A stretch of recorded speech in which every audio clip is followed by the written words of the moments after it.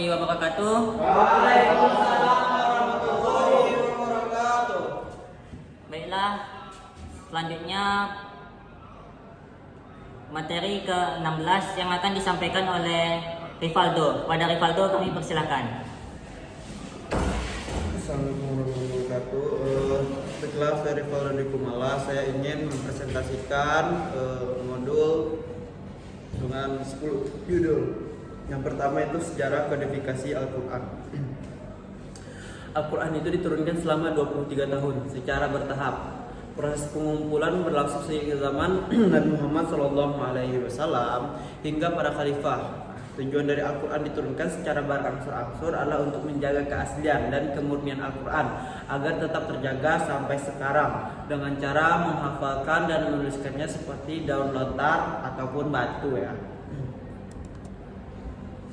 Kedua itu asbabun nuzul. Dan urgensinya dalam memahami makna Al-Quran.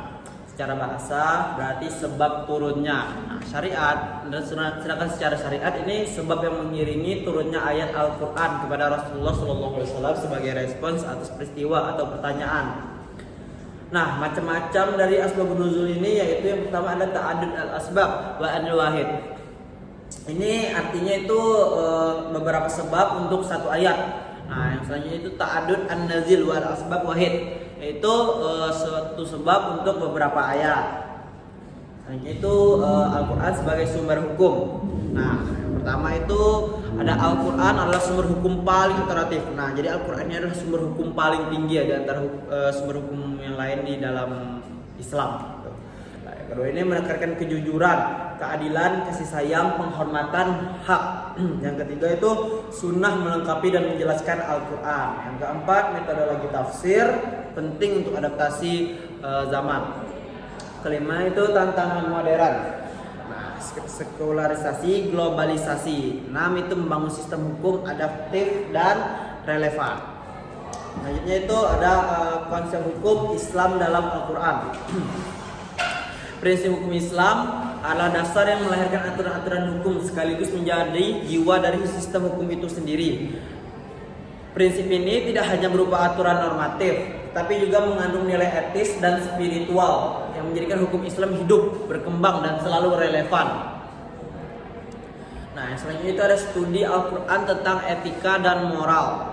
Etika di sini yang berarti itu pedoman bagaimana manusia bertindak, melibatkan aspek lahiriah dan batiniah. Tahu dalam Quran itu kesadaran, moral, jiwa, kecenderungan berbuat baik. Nah, bersumber dari Al-Quran dan As-Sunnah. Moral ini berasal dari kata Latin yaitu moralitas dan dalam bahasa Arab dikenal sebagai akhlak. Artinya ajaran tentang baik dan buruk dalam kehidupan manusia. Berasal dari agama, kodrat manusia, ada istiadat dan hukum.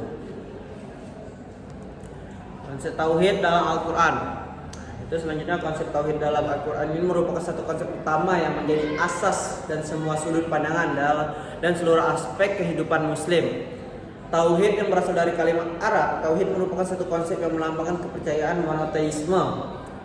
Dalam Islam yang percaya bahwa Tuhan itu hanya satu, tunggal. Tauhid adalah prinsip hukum umum hukum Islam. Prinsip ini menyatakan bahwa semua manusia ada di bawah satu ketetapan yang sama, yaitu ketetapan tauhid yang dinyatakan dalam kalimat la ilaha illallah, tidak ada Tuhan selain Allah. Konsep keadilan dalam perspektif Al-Quran.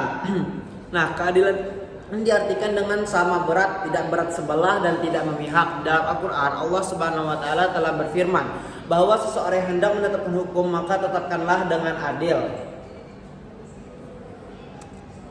Dan itu ada konsep pendidikan dalam perspektif Al-Quran. Nah, pendidikan dalam Al-Quran adalah proses membentuk manusia beriman, bertakwa, berilmu dan berakhlak mulia. Istilah seperti tarbiyah, taklim, mau'izah dan tausiah menunjukkan bahwa pendidikan mencakup aspek intelektual, moral, spiritual dan sosial. Tujuannya adalah melahirkan pribadi muslim yang seimbang maupun berperan sebagai hamba Allah sekaligus khalifah di bumi demi kebahagiaan dunia dan akhirat. Dan itu ada studi Al-Quran tentang etika lingkungan. Nah, dalam pandangan Islam, alam adalah ciptaan Allah yang memiliki nilai dan harus dijaga kelestariannya. Manusia ditugaskan sebagai khalifah di bumi, bukan untuk merusak atau mengeksploitasi, melainkan untuk menjaga keseimbangan ekosistem. Namun kerusakan lingkungan yang kita saksikan saat ini adalah akibat dari keserakahan dan perilaku manusia yang hanya mementingkan kepentingan duniawi. Studi Al-Quran tentang etika berkomunikasi. Nah, pengertian etika berkomunikasi adalah aturan tentang perilaku manusia dalam menjaga lisannya dari ucapan-ucapan yang tidak berarti dan akan membawa kemudaratan baginya di dunia dan akhirat. Itu studi Al-Quran tentang pengendalian diri. Nah, pengertian pengendalian diri ini adalah kemampuan untuk mengontrol nafsu, emosi, dan kemampuan untuk mengendalikan perilaku impulsif, kemampuan untuk mengantisipasi peristiwa, serta kemampuan untuk membuat keputusan. Terus itu ada studi Al-Quran dan relevansinya dalam kehidupan sehari-hari. Nah, yang pertama itu pembentukan karakter dan moral. Al-Quran ini menegaskan pentingnya akhlak mulia seperti kejujuran, kesabaran, dan empati. Penyelesaian masalah sosial dan keluarga. Al-Quran ini memberikan solusi konkret untuk konflik sosial.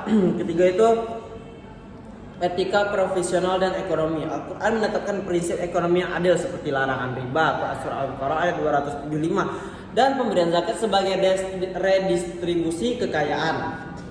Nah, studi Al-Quran dan yang keempat itu ada ketahanan mental dan spiritual. Di tengah tekanan hidup modern, Al-Quran ini memberikan ketenangan melalui ayat-ayatnya. Yang kelima itu pengelolaan media dan teknologi. Al-Quran mengajarkan etika komunikasi seperti larangan ghibah dan keharusan memeriksa informasi. Yang keenam itu ada kepemimpinan dan keadilan sosial. Prinsip keadilan dalam Al-Quran. Selanjutnya itu ada Al-Quran dan transformasi sosial bagi umat Islam. Transformasi dapat diartikan sebagai perubahan fisik maupun non-fisik, bentuk rupa, sifat, dan sebagainya. Perubahan bentuk sesuatu ke bentuk yang lain seperti fungsi dan sebagainya. Paradigma Islam tentang transformasi sosial. Itu satu, Islam memiliki misi besar untuk mengubah masyarakat sesuai cita-cita Qur'ani. Yang kedua itu transformasi dilakukan melalui prinsip iman, Islam, ihsan, serta dasar amar ma'ruf nahi munkar. Yang ke-14 itu ada mukjizat dan ijaz Al-Quran. Mukjizat adalah sebuah kejadian luar biasa yang bertentangan dengan tradisi khawarij al-adat yang dikutip oleh Nabi sebagai bentuk bahwa ajarannya adalah benar. Nah, ijaz adalah keistimewaan Al-Quran yang tidak dapat diduplikasi. Keistimewaan Al-Quran yang tidak atau disamai oleh manusia karena keindahan bahasa dan susunan maknanya. Yang ke-15 itu ada problematika studi Al-Quran. Adalah permasalahan urutan waktu turunnya ayat atau surah. Al-Quran diturunkan secara bertahap selama 23 tahun. Dan turunnya ayat tersebut memiliki latar belakang. Itulah yang disebut dengan asbabun nuzul. Nah, berdasarkan waktu turunnya ayat Al-Quran dibagi menjadi dua, yaitu ayat Makkiyah, yaitu ayat yang turun di Mekah, dan ayat Madaniyah yang turun di Madinah. Yang ke-16 yang terakhir ya. Nah, jadi ini adalah yang ke-16 itu hikmah turunnya ayat Al-Quran secara bertahap. Nah, satu itu menguatkan hati Rasulullah dalam menghadapi tantangan. Yang kedua memudahkan hafalan dan pemahaman. Yang ketiga menjawab kebutuhan umat sesuai kondisi. Yang keempat memberi kesempatan meninggalkan tradisi jahiliyah secara bertahap. Baiklah, saya akan bertanya kepada saudara Rivaldo. Pada surat apa terdapat larangan tentang merusak lingkungan? Terima kasih. Nah, Ayat yang menjelaskan tentang larangan perusakan lingkungan yaitu pada surah An-Nisa ayat 105. Saya kurang tahu kalau masalah bacaan ayatnya, tapi yang saya tahu di ayat 105 di dalam surah An-Nisa itu ada larangan tentang perusakan lingkungan. Terima kasih kepada moderator. Saya Irfan Sori ingin bertanya kepada saudara Paldo. Pertanyaannya itu, coba Anda sebutkan apa saja sumber-sumber hukum Islam. Baik, terima kasih. Assalamualaikum warahmatullahi wabarakatuh. Oke, baiklah, saya akan menjawab pertanyaan dari saudara Rifki, yaitu apa aja sumber-sumber hukum Islam. Nah, sumber hukum Islam ini ada 4. Yang pertama itu yang paling otoritatif seperti saya sampaikan tadi, itu adalah Al-Quran. Yang kedua itu adalah Sunnah. Yang ketiga itu adalah ijma, dan yang keempat itu adalah qiyas. Baiklah, terima kasih yang sudah bertanya dan jawabannya saya kembalikan ke presentasi untuk mengucapkan sepatah dua kata penutup.